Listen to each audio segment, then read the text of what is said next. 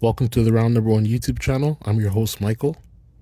In December 2024, multiple news outlets reported that Logan Paul could be a potential opponent for John Cena in his final year as an active competitor in the WWE, specifically at WrestleMania 41.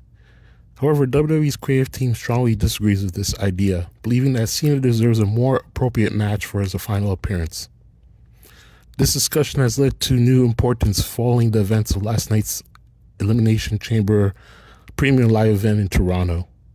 John Cena won the chamber match and then ruthlessly attacked Cody Rhodes, seemingly aligning himself with The Rock. At the 2025 Royal Rumble press conference, Cena asserted that he deserved to be part of the match due to his significant contributions to the WWE.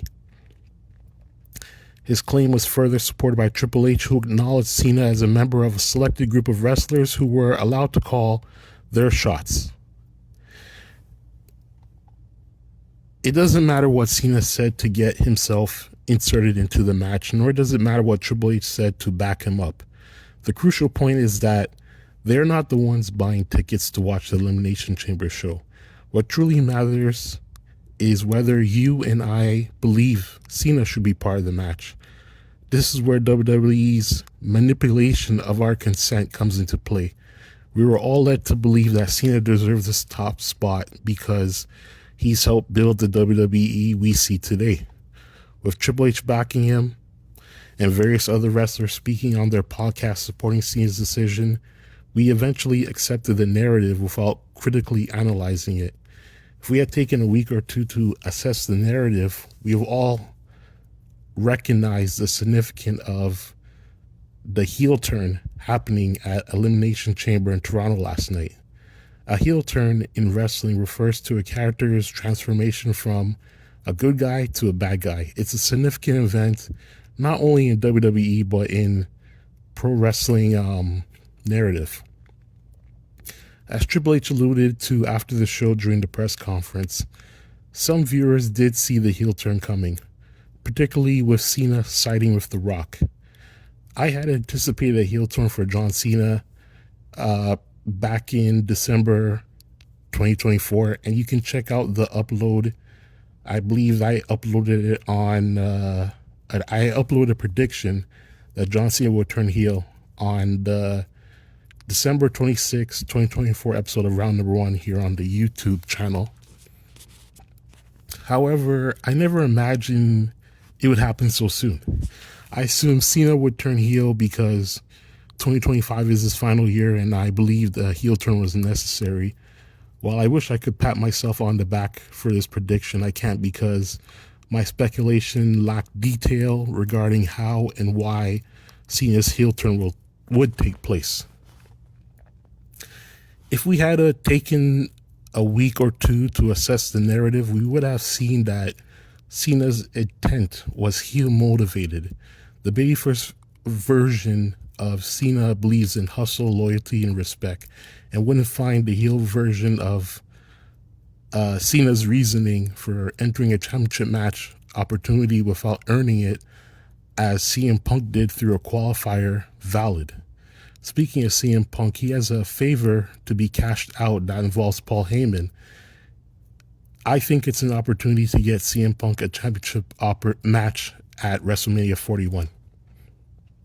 If you paid attention to the confirmed match graphics for WrestleMania 41 revealed at the post-events conference of Elimination Chamber, you would know that there are only 4 confirmed matches for a 2-day event, and that is not enough. As I mentioned, this will be the WrestleMania where we might see multiple champions crowned daily. This means whoever walks out as champion on night 1 of WrestleMania 41 might not hold the title by the end of night 2. I can't wait to see how this all unfolds. I predict Cody Rhodes would lose the WWE Championship to John Cena on night 1. As for night 2, the WWE Championship could still be on the line. We might witness something surprising like The Rock enforcing a WWE Championship rematch to ensure that Cena wins the title and leaves WrestleMania 41 as The Rock's champion. Regarding Raw on Netflix tomorrow and SmackDown on USA and Netflix, don't expect John Cena to appear on either show this week as he is currently filming a movie in Africa. The Rock is also busy with filming, but we might receive a video message from the Rock that could air on either show this week. John Cena will be making the following television appearances only for Monday Night Raw on the following dates: March 17th from Brussels, Belgium, March 24th from Glasgow, Scotland, and March 31st from London in the United Kingdom. There has not been confirmation on whether these shows will air live on Netflix due to the time difference. These episodes of Raw will be starting, especially the one emanating from London, will be starting at 1900 hours and 30 minutes GMT, which means, like say in Toronto, it would air at 2:30 p.m. EST.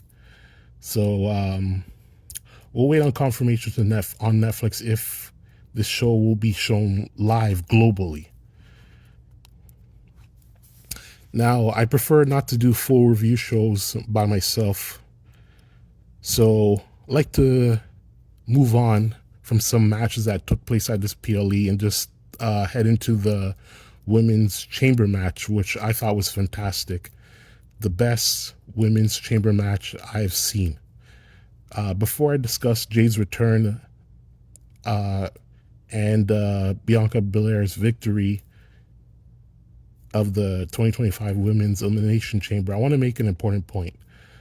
Bliss, Morgan, Perez, and Bayley should be the top contenders for either the Women's United States or the Women's Intercontinental Championship. Triple H's decision to place the Intercontinental Championship on Live Valkyrie was a poor choice, especially considering she hasn't defended the title for an entire month. Before her last title defense last week, Lyra had become, in my opinion, invisible. The Women's Intercontinental Championship has existed for more than 40 days and has only been defended 3 times, I believe. This lack of visibility and activity is disappointing for all those who are invested in the women's division. At this point, I think it would be more beneficial to remove Dakota Kai and Ivy Nile from the women's IC title contention and bring in Perez, Bayley, Morgan, and Becky Lynch. This change could inject new energy and excitement into the division. I think Lyra should lose the championship at WrestleMania and work on rebuilding her character, especially through a feud with Becky Lynch. This change could be the fresh start that the Women's Intercontinental Championship needs.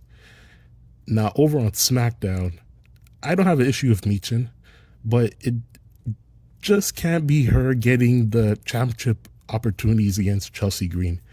I think Bliss should be involved in title contention, and there should be, I think, new call-ups from NXT should help flesh out this mid-card division on SmackDown. Now, the term call-ups refers to wrestlers who have been promoted from the developmental brand to the main roster, and their inclusion can help strengthen the women's mid-card division on SmackDown. Now, did I enjoy Jade Cargill's appearance last night at Elimination Chamber? Yes, I did. She looked fantastic. I noticed Cargill parallels in strength with WWE legend China. Earlier, I mentioned how John Cena ruthlessly attacked Cody Rhodes. Similarly, Jade ruthlessly attacked Naomi. And have you noticed I haven't complained about WWE Creative's team led by Triple H dragging this storyline over 3 months? It's okay to let some things develop on the creative end instead of rushing them.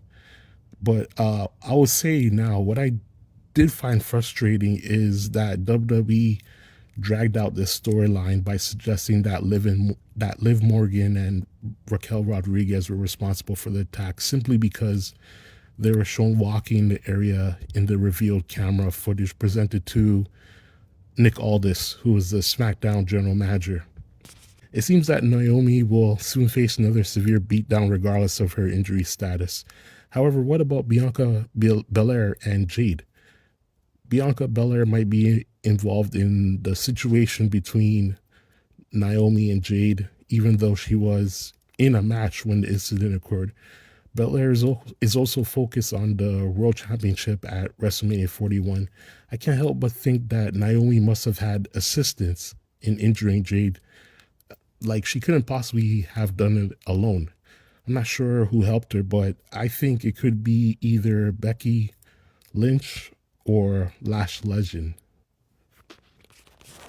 Now, we haven't discussed Vince McMahon in a while, so let's catch up on the latest news. In January, the SEC announced that Vince McMahon, former co-owner of the WWE, will pay more than $1.7 million due to charges related to his failure to disclose payments agreements linked to sexual assault allegations. Additionally, Janelle Grant, a former WWE employee who filed a civil lawsuit, intends to continue her case against McMahon, WWE, and John Laurinaitis, who was a former company executive. Various news wrestling websites recently reported that WWE, McMahon, and Laurinaitis have filed to move the Janelle Grant lawsuit to arbitration.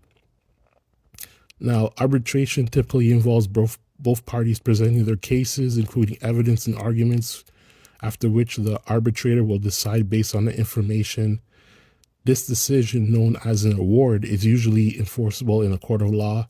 WWE and McMahon and Laurinaitis are simply seeking a quicker and less formal resolution to this matter. Now, some YouTubers who have mentioned that this case is nearing its conclusion are also the same people who seem to have an unusual obsession with McMahon, even describing him as a father figure to them. As for McMahon, he himself seems eager to move on from this turmoil and focus on his newly established wrestling company. McMahon has only been successful as a wrestling promoter. The World Bodybuilding Federation, WBF, failed. The first version of the XFL was also unsuccessful. Although the second iteration of the XFL almost succeeded, it ultimately folded due to the pandemic. Can Vince McMahon succeed in making movies and television when the entertainment industry despises him, not only as a person, but for his anti-union stance? In my opinion, he's likely to create a clone of TKO. McMahon has the financial resources to expand to Asia, Europe, and Africa, aiming to establish the next UFC. He also has the capital to acquire the NWA and potentially persuade United Japan Pro Wrestling to become a territory of the new NWA. With Brock Lesnar as his first major signing, McMahon is positioning himself strategically. As for the United Japan Pro Wrestling, this is a consortium of several major professional wrestling promotions in Japan. Basically, every major promotion in Japan you can think of: All Japan, New Japan, Pro Wrestling Noah, DDT, Stardom. Basically, 7 promotions. I believe there's 8 promotions trying to join too. Basically, every major promotion except for Marigold. United Japan Pro Wrestling is a industry group that facilitates resource sharing and practices exchange among its members while strengthening connections to other sectors. It's a nonprofit organization. It was formed 14 months ago. Its offices are located in the New Japan Pro Wrestling offices in Japan. A person like Vince McMahon could easily infuse hundreds of millions of dollars into this association, and that could potentially cause some separation between these Japanese companies with wrestling organizations, most particularly the relationship between AEW and New Japan could be severed if Vince McMahon decides to jump in and inject hundreds of millions of dollars into this nonprofit. So I anticipate the next few months will be exciting as McMahon begins his new reign of disruption. And don't believe the rumors about McMahon being in declining health. You know, I foresee McMahon being still on this planet Earth for WrestleMania 50. And possibly even making an appearance at WrestleMania 50. As the saying goes, you know, time heals all wounds. So I predict Vince McMahon will still be on this earth for WrestleMania 50 and might possibly even make an appearance. That's it for this Sunday's upload from March 2nd, 2025. In closing, rest in peace to Grand Hamada.